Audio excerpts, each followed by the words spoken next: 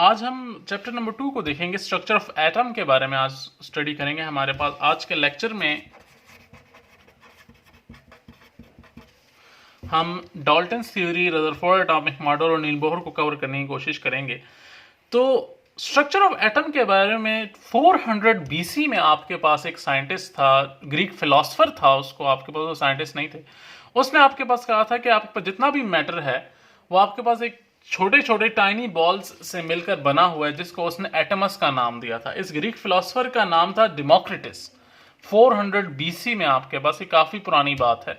उस वक्त आपके पास एटम के बारे में पहली बार कोई थ्योरी सामने आई थी, और उसके बाद फिर 1808 में आपके पास डाल्टन्स एटॉमिक थ्योरी हमारे पास सामने आई, जो पहली दफा उसने बताया कि मैटर वाकई छोटे छोटे पार्टिकल से मिलकर बना हुआ है, और उसने उनको एटम का नाम दिया आपके पास। तो अब हम डाल्टन एटॉमिक थ्योरी के कुछ पॉइंट्स को देख लेते हैं। आपके पास आपकी बुक में डाल्टन एटॉमिक थ्योरी के बारे में कुछ पॉइंट्स मेंशन किए गए हैं। आपके पास 1808 में ये थ्योरी पेश की गई थी, और पहला पॉइंट इसका ये है कि matter is composed of very small particles called atoms. आपके पास मैटर बहुत छोटे छोटे पार्टिकल्स से मिलकर बना हुआ है, जिनको एटम का नाम दिया जाता है आपके पास। सेकेंडली, आपके पास atom is indivisible particle, atom को मजीद नहीं डिवाइड किया जा सकता आपके पास। इसके बाद है atom can neither be created nor destroyed, atom को ना बनाया जा सकता है ना ही इसको खत्म किया जा सकता है आपके पास। Atoms of a particular elements are identical in size, shape, mass and also in other properties. एक एटम, एक एलिमेंट के तमाम एटम्स एक जैसे होंगे। ये आपके पास डाल्टन एटॉमिक थ्योरी के कुछ पॉइंट्स हैं, फिर मैं आपको बताऊंगा इसमें मिस्टेक्स क्या थी। Atom combine with each other in small whole number ratio, atom एक दूसरे के साथ जब जुड़ते हैं, जैसे H2O बना है आपके पास, तो कभी आपको H0.5O बना हुआ नजर नहीं आएगा, ये हमेशा होल नंबर में कम्बिनेशन होती है। All chemical reactions are due to the combination of separation of atom, आपके पास या तो एटम्स जुड़ रहे हैं या अलग हो रहे हैं, इसी वजह से हमारे पास क्या है, रिएक्शन होता है केमिकल। अच्छा, इस डाल्टन एटॉमिक थ्योरी बड़ी जबरदस्त थ्योरी थी। ये 1808 में पहली दफा इसने एटम को डिस्क्राइब किया आपके पास, लेकिन इस थ्योरी में दो मिस्टेक्स थी आपके पास। पहला कि atom is an indivisible particle, तो ये हमारे पास गलत था। Atom is not indivisible. हमें फिर बाद में पता चला कि इलेक्ट्रॉन, प्रोटॉन, न्यूट्रॉन और अब तो 100 से ज्यादा पार्टिकल्स हमारे पास एक एटम के अंदर मौजूद हैं। सेकेंडली, आपके पास है atoms of a particular elements are identical in size, shape, mass and also in other properties. ये वाला पॉइंट भी गलत था। आपके पास एक एलिमेंट के एटम्स सारे के सारे एक जैसे नहीं होते।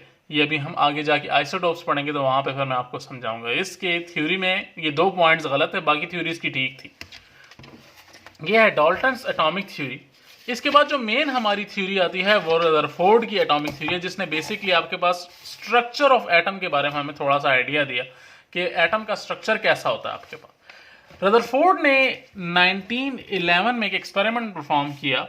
उसने क्या किया, एक थिन गोल्ड की शीट ली और यहां पर उसने एक रेडियो एक्टिव सोर्स पोलोनियम को यूज किया, और इसको एक लेड कंटेनर में, ये लेड का कंटेनर है और ये पोलोनियम है, और ये हमारे पास गोल्ड फॉइल जो कि बहुत पतली है, 0.004 सेंटीमीटर थिन है आपके पास ये फॉइल। और यहां पर उसने आपके पास एक अदद ये बीम सी जब आएगी इसमें से निकलेगी तो यहाँ पर स्ट्राइक करेगी, और ये स्क्रीन लगाई है जो आपके पास डिटेक्ट करेगी यहाँ पे आके किधर आपके पास इलेक्ट्रॉन आपके पास स्ट्राइक करेंगे। इसमें से बेसिकली अल्फा पार्टिकल्स निकलेंगे। अल्फा पार्टिकल्स क्या है, तो आपके पास डबल पॉजिटिव चार्ज होता है आपके पास, यानी हीलियम के पार्टिकल्स हैं। ये जब इसमें से निकलते हैं आपके पास, ये इसमें स्ट्राइक करेंगे, तो उसने देखा कि ज्यादातर पार्टिकल्स स्ट्रेट बाय निकल आए इसमें से। कुछ पार्टिकल्स ज्यादा फासले पर आपके पास घूम गए और कुछ पार्टिकल्स वापस मुड़ गए। ये था रदरफोर्ड का एक्सपेरिमेंट, जिससे हमें उसे कुछ बातें पता नहीं, कुछ मेन पॉइंट्स उसके निकले इसके बाद हमारे पास। तो रदरफोर्ड के मेन पॉइंट्स को देख लेते हैं आपके पास, आपकी बुक में ही इसको फॉलो करेंगे। सबसे पहला आपके पास पॉइंट है कि atom consist of positively charge portion called nucleus. Atom में एक पॉजिटिव चार्ज पार्टिकल है जो न्यूक्लियस है, जो इसके इधर दरमियान में मौजूद है, जिसकी वजह से पार्टिकल्स वापस मुड़े। ये पॉजिटिव चार्ज है, यहाँ पे भी कुछ पॉजिटिव है जिससे ये टकराएं तो वापस मुड़ गए आपके पास। Electrons are revolving around the nucleus is very high speed just like the planets around the sun. इसमें आपके पास इलेक्ट्रॉन बहुत तेजी से आपके पास घूम रहे हैं आपके पास न्यूक्लियस के गिर्द, जैसे हमारी जमीन सूरज के गिर्द घूमती। ये उसकी एग्जांपल है, सोलर सिस्टम के ऊपर इसका डिपेंडेंट था, क्योंकि उसने कहा कि ये जो पार्टिकल्स इतना दूर चले गए ये इलेक्ट्रॉन्स की वजह से हुए। इलेक्ट्रॉन्स ने इनको अट्रैक्ट किया, उनके नॉर्मल पाथ से इनको डेविएट कर दिया, मोड़ दिया आपके पास। The size of the nucleus is very small as compare to the size of the atom. आपके पास न्यूक्लियस का साइज एटम के साइज के मुकाबले में बहुत कम है आपके पास, इतना कम कि अगर आपके पास न्यूक्लियस, आपके पास एटम का साइज जो है हमारे पास आपके स्कूल जितना है, तो न्यूक्लियस उसमें आपके पास एक फुटबॉल जितना होगा, इतना छोटा है आपके पास। इनके साइज में बहुत डिफरेंट होता है आपके पास। The attractive force of the nucleus on electron provides the necessary centripetal force to electrons. ये प्लस माइनस चार्जेस हैं इलेक्ट्रॉन और प्रोटॉन, एक दूसरे को खींचते हैं आपके पास, इसलिए आपके पास ये इसके गिर्द गोल गोल घूमता है। The size of the nucleus is very small, ये तो हो गया हमारे पास। Atom is neutral, atom neutral है क्योंकि इलेक्ट्रॉन प्रोटॉन का नंबर बराबर होता है आपके पास। Nucleus is responsible for mass and energy of the atom. आपके पास न्यूक्लियस इलेक्ट्रॉन के मास और उसकी एनर्जी के लिए रिस्पॉन्सिबल है आपके पास। ये थे आपके पास रदरफोर्ड की थ्योरी, लेकिन इस थ्योरी में कुछ मिस्टेक्स थी। वो मिस्टेक्स आपके पास यहाँ पे दी हैं कि रदरफोर्ड के atomic model law of motion and gravitation पे डिपेंड करता है आपके पास, जो न्यूट्रल बॉडीज पे तो अप्लाई करता है लेकिन चार्ज बॉडीज के लिए नहीं है आपके पास। इसलिए ये आपके पास पहले इसकी जो गलत थी कि इसने कहा कि आपके सोलर सिस्टम के ऊपर कहानी है, तो ये गलत हो गया आपके पास। फिर आपके पास मैक्सवेल की थ्योरी के मुताबिक आपके पास अगर चार्ज है और वो मुसलसल एनर्जी इमिट कर रहा है, तो एक टाइम आएगा कि वो तुम्हारे पास इलेक्ट्रॉन आपके पास न्यूक्लियस के अंदर आके गिर जाएगा, लेकिन ऐसा भी नहीं होता आपके पास। तो इसका मतलब है कि रदरफोर्ड के मुताबिक कंटिन्यूस स्पेक्ट्रम आना चाहिए, लेकिन कंटिन्यूस नहीं आता था, लाइन स्पेक्ट्रम आ रहा था आपके पास। यही बात नेक्स्ट पॉइंट में लिखी हुई है। It does not provide any explanation about the chemical properties of element. और इसके अलावा केमिकल प्रॉपर्टीज को कोई एक्सप्लेनेशन इसके कॉन्सेप्ट में मौजूद नहीं थी आपके पास। इससे जब पूछा गया कि तुम्हारे ख्याल में एटम का स्ट्रक्चर कैसा होना चाहिए, तो ये आपके पास स्ट्रक्चर नजर आएगा। ये रदरफोर्ड का स्ट्रक्चर है एटम का। आपके पास दरमियान में प्रोटॉन है और इसके गिर्द इलेक्ट्रॉन फैले हुए हैं आपके पास सारे के सारे। अच्छा, इसके बाद हमारे पास है नील बोहर एटॉमिक मॉडल। नील बोहर का एटॉमिक मॉडल 1913 में पेश किया गया था आपके पास, और ये आपके पास बहुत सिंपल सा मॉडल। बेसिकली इसने आपके पास जो मिस्टेक्स रदरफोर्ड ने की थी उनको रेक्टिफाई किया, उनको ठीक किया आपके पास, और कुछ पॉइंट्स पेश किए। पहला पॉइंट था इसका कि electrons are revolving around the nucleus in one of the fixed circular paths called shells और orbits. Each orbit has a fixed energy, these orbits are also called energy levels. आपके पास fixed orbit में ये से चक्कर लगा रहे हैं आपके पास, और आपके पास हर ऑर्बिट की फिक्स्ड एनर्जी है, और इस ऑर्बिट को एनर्जी लेवल का नाम भी दिया जा सकता है। यानी नील बोहर वो पहला साइंटिस्ट था जिसने आपके पास एटम में शेल्स को इंट्रोड्यूस करवाया। SPDF KLMN ये सारे शेल इसने इंट्रोड्यूस करवाए। ये आपके पास साइंटिस्ट था जिसने आपको बताया कि एटम ऐसे ही नहीं पड़े हुए बीच में, ये एक सर्कल के अंदर घूमते हैं, और उस खास इनविजिबल सर्कल को उसने शेल या ऑर्बिट का नाम दिया आपके पास। फिर उसने कहा कि तुम्हारे पास जब तक एक इलेक्ट्रॉन जितना एक ऑर्बिट में, फॉर एग्जांपल ये है आपके पास कि अगर एक एटम है, ये उसका पॉजिटिव सर्कल है, न्यूक्लियस है, तो अगर इलेक्ट्रॉन इस जगह पे है तो इसकी एनर्जी कम होगी, और अगर इतना है तो एनर्जी ज्यादा होगी। जितना न्यूक्लियस से दूर होगा उतनी ही एनर्जी ज्यादा होगी आपके पास उसकी। फिर आपके पास कहता है as long as electron are revolving around the nucleus in fix circular path they do not gain और लूज एनर्जी।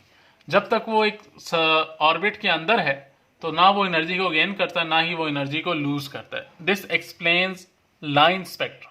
लाइन स्पेक्ट्रम में डार्क स्पॉट्स आते हैं, जिससे आपके पास मसला आ रहा था कि फिर ये डार्क स्पॉट्स क्यों आ रहे हैं। रदरफोर्ड ने तो कहा था कंटिन्यूस, तो कंटिन्यूस नहीं होता, वो आपके पास बास जगह पर एनर्जी रिलीज नहीं करते। जब एनर्जी रिलीज नहीं करते तो डार्क स्पॉट्स आते हैं आपके पास। जब वो एक इलेक्ट्रॉन आपके पास हायर ऑर्बिट से लोअर ऑर्बिट में जंप करता है, तब हमारे पास एनर्जी वो गेन और लूज करेगा। अगर वो तुम्हारे पास लोअर ऑर्बिट से हायर में जंप कर रहा है तो एनर्जी गेन करेगा, और अगर तुम्हारे पास हायर ऑर्बिट से लोअर ऑर्बिट में जंप करता है तो एनर्जी को लूज करेगा आपके पास। फिर आपने उसको कहा कि एनर्जी डिफरेंस को कैसे दिया जा सकता है, तो उसने एक फार्मूला दिया है कि डेल्टा ई, यानी आपके पास चेंज इन जो एनर्जी है, आप पहले ऑर्बिट और दूसरे ऑर्बिट की एनर्जी को एक दूसरे से माइनस कर लो, यानी सेकंड ऑर्बिट में से पहले को माइनस कर लो, तो आपके पास आंसर आ जाएगा।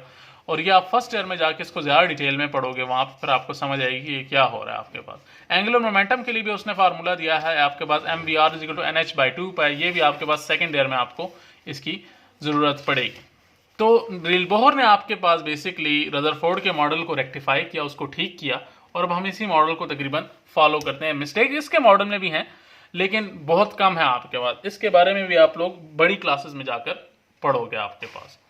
अब हम लोग आ जाते हैं fundamental particles of an atom के इलेक्ट्रॉन, प्रोटॉन और न्यूट्रॉन को देख लेते हैं आपके पास।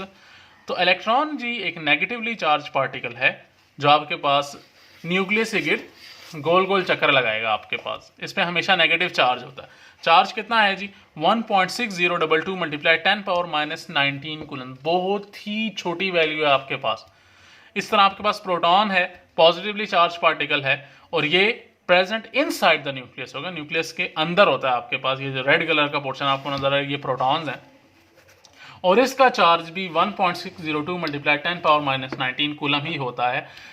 इलेक्ट्रॉन और प्रोटॉन का चार्ज आपस में बराबर होगा हमेशा, ये आपके पास चार्ज वाइज बराबर होंगे लेकिन मास वाइज नहीं, मास डिफरेंट होता है आपके पास। इलेक्ट्रॉन का मास आपके पास है 9.11 × 10⁻31 kg, ये भी बहुत छोटी वैल्यू है। और प्रोटॉन का मास है आपके पास 1.6726 × 10⁻27 kg। प्रोटॉन इलेक्ट्रॉन से भारी होता है, इसीलिए हम कहते हैं कि न्यूक्लियस आपके पास एटम के मास के लिए रिस्पॉन्सिबल है। इलेक्ट्रॉन का मास बहुत ही कम है, निग्लिजिबल है, जबकि प्रोटॉन का मास इलेक्ट्रॉन से ज्यादा है। न्यूट्रॉन और इलेक्ट्रॉन आपके पास मास वाइज बराबर होते हैं, वजन इनका बराबर होता है, लेकिन न्यूट्रॉन पे कोई चार्ज नहीं होता। Neutron is a neutral particle, इस पर किसी किस्म का कोई चार्ज मौजूद नहीं है आपके पास, और लेकिन इसका मास आपके पास इस मास के, प्रोटॉन के मास के बराबर होगा। ये तीन पार्टिकल्स हैं, इनको फंडामेंटल पार्टिकल्स कहते हैं, यानी ये ज़रूरी पार्टिकल्स हैं। इसके अलावा भी बहुत सारे पार्टिकल्स हैं लेकिन वो हायर क्लासेस में आप लोग जाकर उनके बारे में पढ़ोगे। अब आ जाती है इलेक्ट्रॉनिक कॉन्फ़िगरेशन। इलेक्ट्रॉनिक कॉन्फ़िगरेशन आपके पास बेसिकली एक एटम में इलेक्ट्रॉन्स की डिस्ट्रीब्यूशन कैसे होगी, इसको इलेक्ट्रॉनिक कॉन्फ़िगरेशन कहते हैं आपके पास। इलेक्ट्रॉनिक कॉन्फ़िगरेशन और फिर एस एंड पी शेल आपके पास, ये छोटे से टॉपिक्स हैं, और इसके बाद आइसोटोप्स हमारे पास आ जाते हैं। इंशाल्लाह नेक्स्ट लेक्चर में हम इसको स्टडी करेंगे।